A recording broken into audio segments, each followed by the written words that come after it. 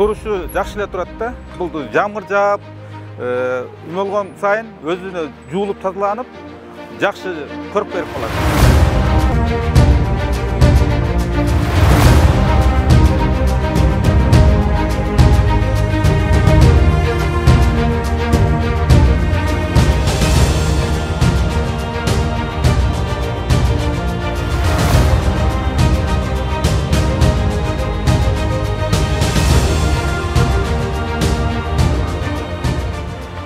Бүгүнкү күндө Жалал Абад шаарынын көрктөндүрүү жана жашылдандыруу чарбасы тарабынан Бекмамат Осмонов көчөсүнө габион таш, кыргызчасы жапайы таштардан ушундай тосмолор орнотулуп атат.